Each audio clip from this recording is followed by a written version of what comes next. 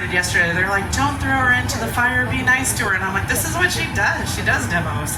So she's picking up some color right now. She got the glass on the end of the pipe from inside the furnace. Inside the furnace, there's a pot called a crucible. It can hold about 125 pounds of clear molten glass. And the temperature is about 2,000 degrees. When her hands are below the table like this, it's because she's trying to get the glass off the end of the pipe so that there's more for the body of the piece as well. And she's also making what's called the moil smaller. The moil is where the glass adheres to the body of the piece. She's going back into the furnace because now she needs to melt that color onto the clear glass. Color is glass as well, because that's another common question. What is it? Color is glass. This is called frit. This is one of the ways that we can get color into a piece. And so right now the frit that she's picking up looks like it could be a vanilla or maybe an alabaster, and the consistency is that of like sugar, white sugar. Because there's like brown sugar and all the different kinds of sugar, so not turbino sugar, white sugar. Table salt, how's that? Like table salt. There's another one that's up here that's the consistency of like a baby powder or a talcum powder, and then what you see on the table right here is what's called the number 2 frit, so that's about the size of grape nuts.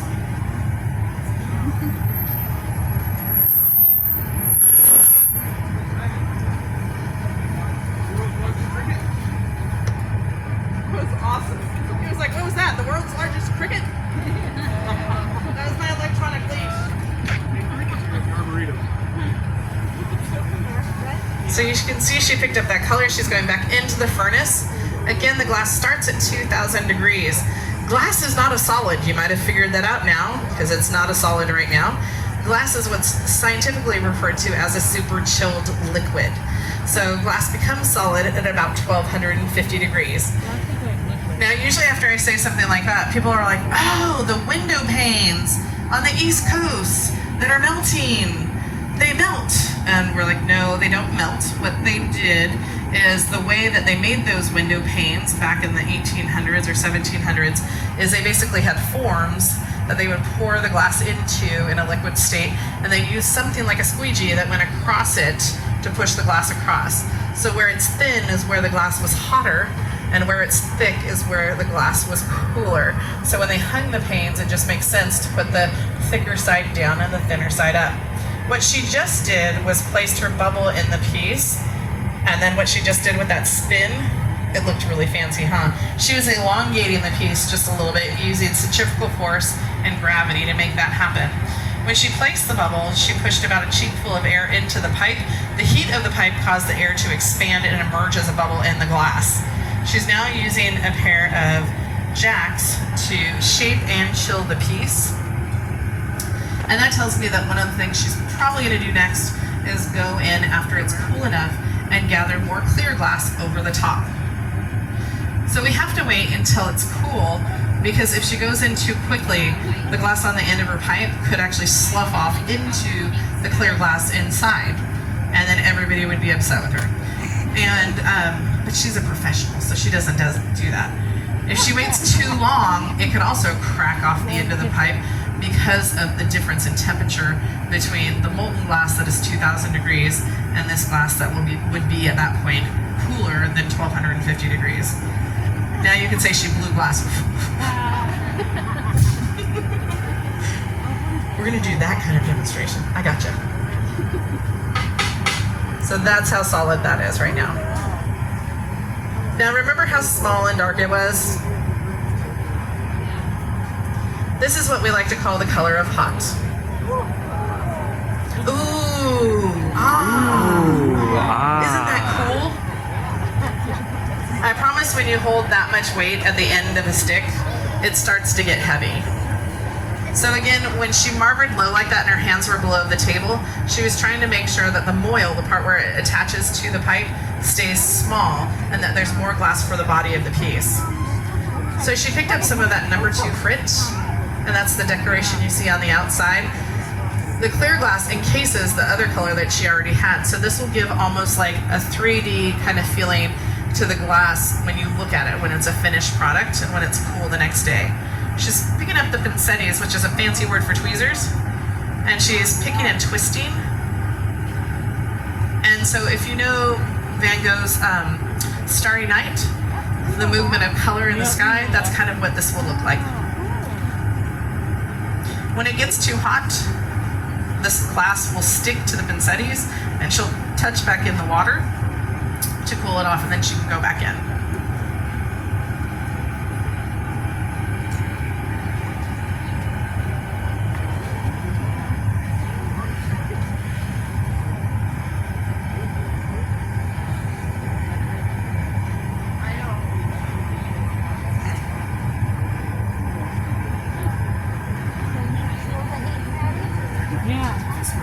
Did you fist bump?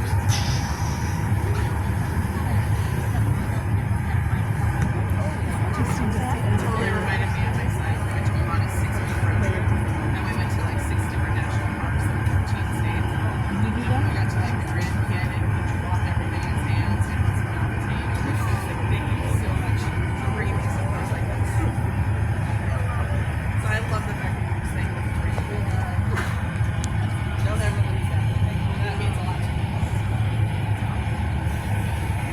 So one of my favorite things about glass is what you just saw. She basically created this hot, lumpy, bumpy mess, hot mess. And then she heated it up a little bit more and came back out and marvered it smooth. Now, just because she marvered it smooth, she can never straighten out the movement of color that she did, but she basically just reset her canvas.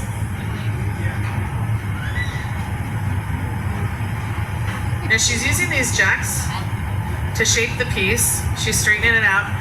She's asked Jeff to kneel at the end of the bench. This is her assistant right now, and he's blowing on her cue. Now, both of them, this is their first year here at this pumpkin patch, although we've had Jeff at another pumpkin patch with us. And so both of them brought a small quantity of work here, and Claire yesterday only had 10 pieces left. So her and Jeff stayed last night after we closed, and they continued to work together so that they both could make pieces so they would have more work for today. She's using a cherry wood paddle right now. And cherry wood, in the United States, we use fruit wood because it has a tighter grain and less resin. So then we'll char the paddle, and then this paddle can slide across the surface of the of the glass without scarring or sticking to it. In Italy, they could use something like olive wood.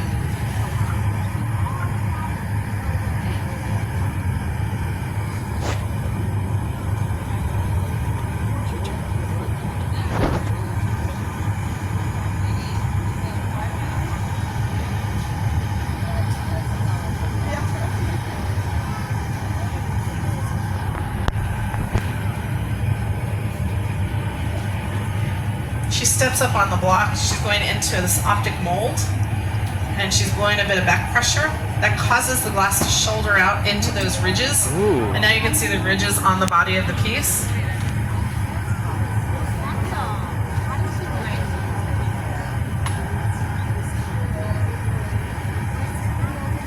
Now when you're new to making pumpkins, this is where an interesting dance happens.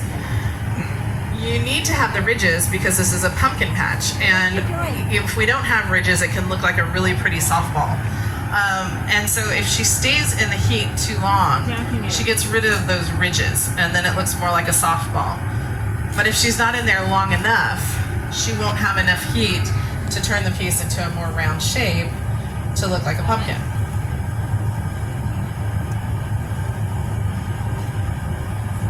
So she's using the shears, or the jacks, as kind of like shears right now. She's creating a neckline where the piece will end up separating from the pipe, and then kneeling at the end of the bench.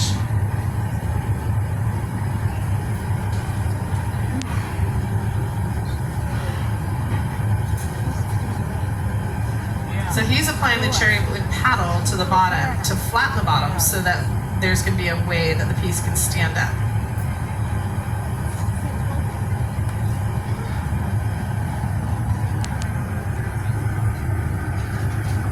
I can't even do that.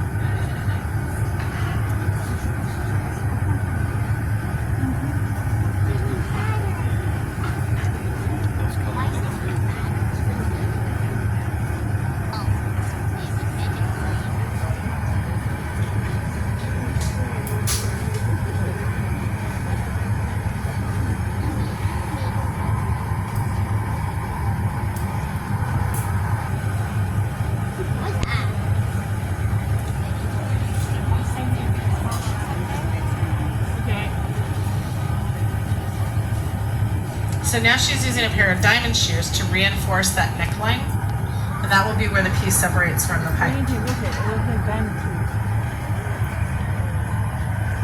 Now at this point, what Jeff is doing is he's keeping the piece on center and keeping it safe. He'll go back into the furnace and do a flash heat a few times to make sure that there's equal temperature throughout the piece. Claire's hanging out for a minute. She made this large pumpkin, and what she's gonna do, she wants to make sure that the stem isn't this little teeny tiny stem. She wants to make sure that the stem matches the size of the pumpkin. So she went in for another gather, and she's gonna go ahead and pick up some color. Are you using the paper? Here, let me get the cloth out of the way.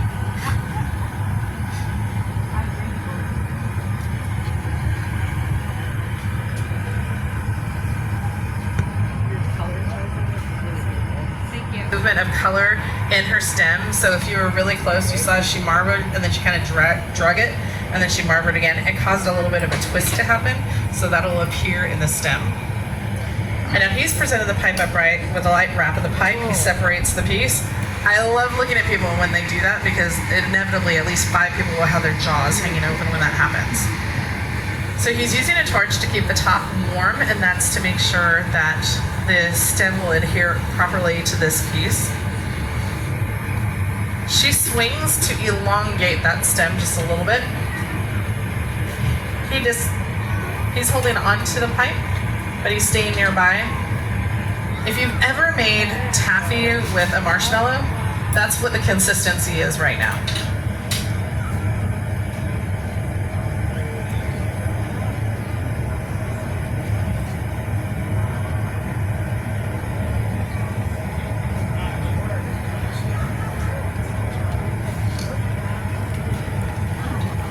Uh-oh. Now she's using a torch to apply some heat to make sure there's no sharp bits and to make sure the stem is properly adhered to the body in a few places. And now what was moments ago, clear molten glass, a beautiful work of art created by artist Claire Coffey. Woo! Now Claire may be done, but the piece is not. It's going into our layer, which is maintained at about 920 degrees. And tonight when we're done, we'll turn that layer off and it will cool at about 50 degrees an hour. That's the cooling process will anneal or harden the glass so it literally can live for generations with your families at home. And tomorrow morning, not so bright and early, we'll open the layer and gaze